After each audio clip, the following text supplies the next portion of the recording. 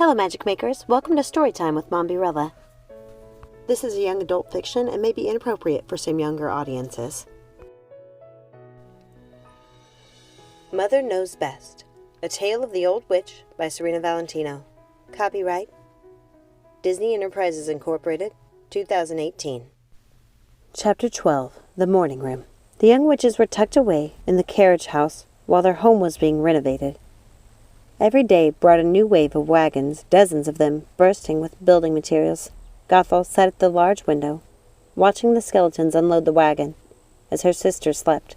It had been several months since she had sent her mother to the mist, but her sisters still seemed traumatized and exhausted, spending much of their time in bed or sitting in the courtyard, staring blankly at the minions doing their work.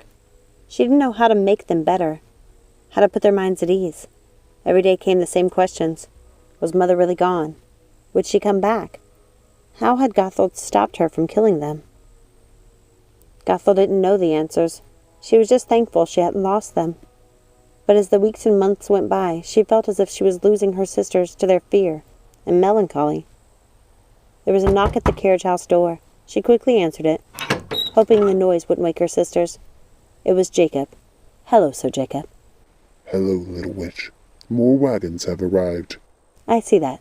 Thank you for seeing to everything. It is my pleasure, little witch. He lingered in the doorway a moment longer. Is there anything else you wanted to tell me? Asked Gothel, wondering what Jacob might be up to. It wasn't like him to be idle. Yes, a wagon arrived I think you would like to see. Will you please come with me? Said Jacob. He seemed very pleased with himself. She followed him into the courtyard, marveling at all the beautiful statues and the fountain. I love the courtyard, Jacob. It's beautiful. Thank you. It's my pleasure, Lady Gothel. I wonder what my sisters think of a Gorgon statue in our fountain, she said, not meaning to say it aloud. I thought we should keep with the original themes for our new statuary and carvings. You don't like it? No, Jacob, I love it. Please don't worry. I think it's beautiful. However, my sisters, especially Primrose, don't always share my aesthetic. Perhaps we can get some statues of frolicking dancers to surround the Gorgon. Something to make the tableau lighter, more light-hearted? Yes, my little witch, as you wish, said Jacob, as they made their way to the wagon. Gothel gasped when she saw the wagon. It was laden with supplies and decorations for the Winter Solstice. I thought you would like it. I hoped you wouldn't mind if I took it upon myself to order items for the Winter Solstice. No, not at all. This is amazing. Primrose and Hazel will be so excited. I hoped that would be the case, my lady. This is incredible, Jacob.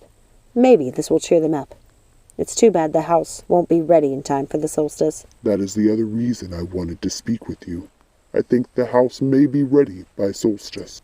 Really? Asked Gothel, truly excited for the first time in weeks. The foundation is sound, and the upper rooms are finished. We will be doing work downstairs for several more months, but there is no reason you cannot move into your rooms and decorate the morning room for the solstice. The morning room? It's finished? Yes, Gothel. Can I see it? Of course. Follow me. Sir Jacob led Gothel into the house. It was strange.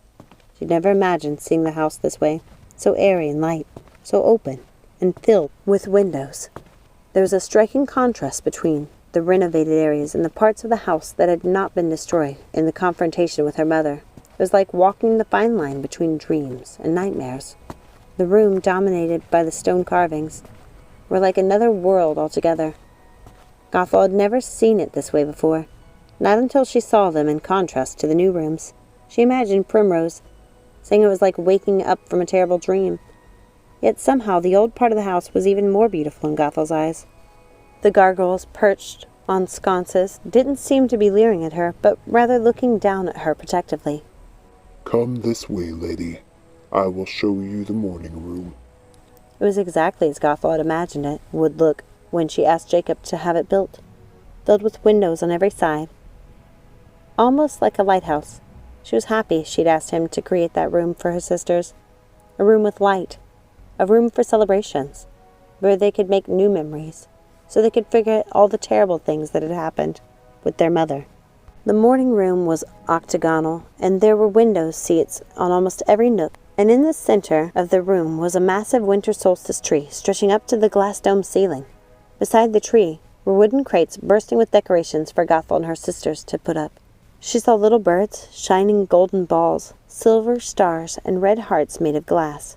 Oh, Primrose is going to love those. This is going to make my sisters so happy. Thank you, Sir Jacob. Thank you so much. Of course, my lady. I see no reason why you shouldn't move in straight away. I agree. I can't wait to tell my sisters.